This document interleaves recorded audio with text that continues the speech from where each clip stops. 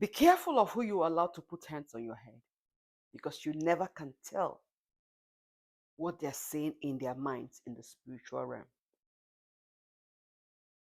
So when I was in this problem, back to 2003 now, when I had my baby, before I had my baby, I was receiving this prayer from this person.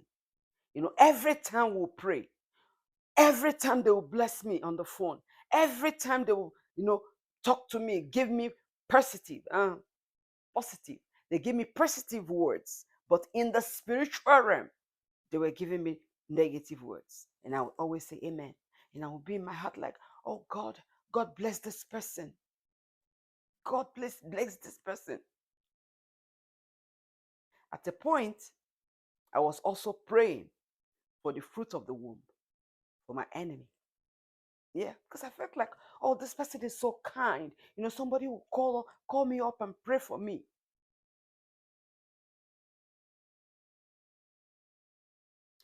I was praying. I said, God, whenever you will give her a child, give her a good child. Because that time, I was told that she was single. So I was like, God, please, whenever you give her a child, give her a good child. For a person to accept to take care of my child, that's a plus. That person must have a golden heart. So I was carried away because of the prayers. And that is what happens to a lot of us. We get carried away. So I just tried to lay this foundation. That's how my spirit led me to do it. I wanted to jump into the story I'm supposed to be telling today, but that just came in and I had to just let it out. Because I know a lot of people are watching and I believe that they will learn one or two things. And whenever I come here, guys, I come after I have prayed. So whatever I'm going to say will be something that God had already put in my mouth. Prior to the time of me coming out, I did not have this type of mentality. I did not have this type of trust in the power of God. Prior to the time I came out, I didn't have that mentality. But having gone through things this 9 months, God repackaged my life. So, like I was saying yesterday, whenever you are in a vulnerable state, be very, very careful. I'm going to start my story by the NGOs that reached out to me. They are the first people I'm going to talk about. I had about 3 or 4 NGOs that reached out to me. Oh, we heard your story. We saw your story. And we want to come in and help. We want to, because this is what we do. This is what we do. We want to help you. And guys, my head started to spin. Woo! My head started to spin. Oh, people are coming for me. Oh, people are coming out to help me. I was so happy. I was so excited that, oh, my story got to this type of person and they want to come and, help me. My head, we say in Nigeria, my head turned. My head turned. It means I got so excited that, oh, I have attracted people who are going to help me out. And the first thing they did when they came, the first people, 3 of them came at the same time. Reached out to me at the same time. But I discarded one almost immediately. Like my spirit didn't go well with them. I didn't feel I didn't feel comfortable with them. So I kind of pushed them on the side, and I was dealing with 2 at the same time. I was talking with 2 of them, the 2 groups. So the first group, I will term them as time wasters. And the second group, I will term them as hope raisers. They brought my hope so high. So the time wasting group were there trying to get this and do. It was too much ceremony, guys. Too much ceremonies. And I was busy wasting my time, my precious time that I didn't even have. Because they will call me in the morning, they call me in the afternoon, they call me at night, they call me all the times. And whenever they call me, guys, we stay on the phone for hours. And I was so happy. I was so happy. But I did not know I was just wasting my time. Oh, we have this, we have that, we're going to use this, we're going to use that. We have this, we have connection here, we have connection there. And I was happy. I was very happy. And guys, I'm telling you this story today because I know we are still in the world. And so a lot of women are still going to go through what I went through. But I wouldn't want you to be the foolish person that I was when I was in this predicament. I want you to be a wise person. Yes, life may happen. Life must happen. When life happens to you, I want you to be wise. I want you to be wise. I want you to be equipped to be able to deal with that life because it will come. Life will happen. Things will happen. But the way you handle it determines the way it will weigh on you. So let me go back to the time wasters. We were, meet me there, meet us there. Let's talk about this. Let's talk about that. We have this group that is helping us. We have that group that is helping us. And I was all over the place, guys. I was so excited for nothing. I was so excited. Oh, we have this group of lawyers working with us.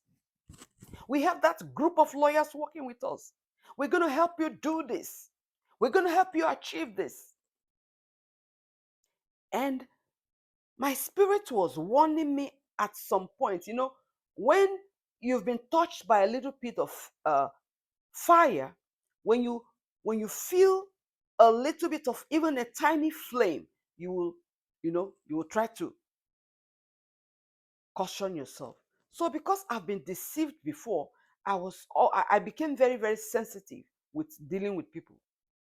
So I was still cautious trying to deal with this organization that they said they were. My spirit was warning me, but I kept going. I kept going.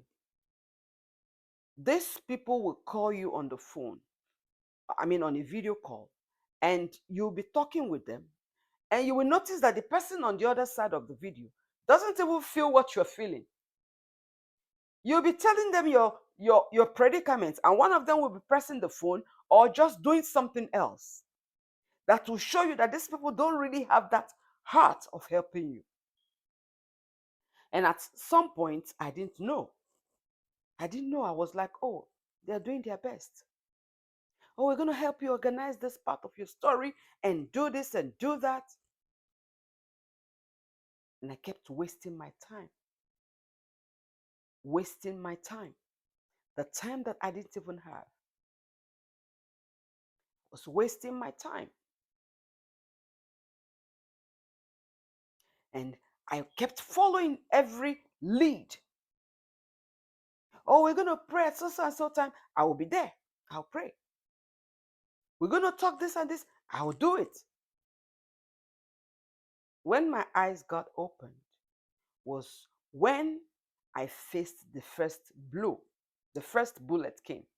When I say bullet, you know what I mean. I've had about 9 of those bullets since January. And I am happy that I'm going to face the biggest one soon. And the God that has given me victory over the past ones is going to do this final one. So before that first bullet came, I was wasting my time with these people. And when the bullet hit me, it dawned to me that, you know what? I have to protect myself. I have to protect myself. So I told them, I said, This has happened. What do you do for me? Oh, we're going to call this group. We're going to call that group. We're going to do this. And numbers were given to me. They gave me the first number. Oh, call this person. He's working with us. He's going to be able to. And I call the person. Oh, I'll call you back in 24 hours. And I'll wait 24 hours. The person will not call back. And I'll call the group again. This person did not answer me. What do I do? Oh, and they will give me another number. Oh, call this other person. He's going to help you. He's in our team. And I'll call that same number. And the person will be like, oh, we'll call you back in 24 hours. And they will still give me another number. Oh, call this other person. And I'll call that other person. And that one will say, I can just give you 20 minutes of talking with you. And they will rush me over the phone. That person will rush me. Oh, that, and nothing will, they will rush me, like, rush me. And I'll call them back. This is what happened. Oh, we're going to give you another number. And guys, I kept getting numbers and I kept calling until it dawned on me that, girl, you have to wake up. These people will push you to where you don't want to be if you don't wake up. So at that point, I went out and I got my own bullet shield. When I got my own bullet shield, I told them, oh, I got a bullet shield because all the bullet shield you were trying to give me are not coming forth. Oh, okay. Now, go on our website and write it there that we got you a bullet shield. And I was like, what? I said, what? Go and write that we got you. I said, oh no. That is why, guys, when you are dealing with people who said they are prayerful, you have to be careful.